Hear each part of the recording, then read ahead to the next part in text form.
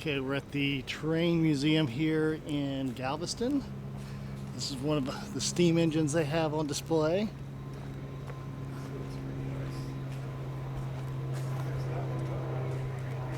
The railroad museum here got hit pretty hard by the hurricane. One of the few surviving pieces. I think this is the Waco. Let's see, this is a Baldwin locomotive company.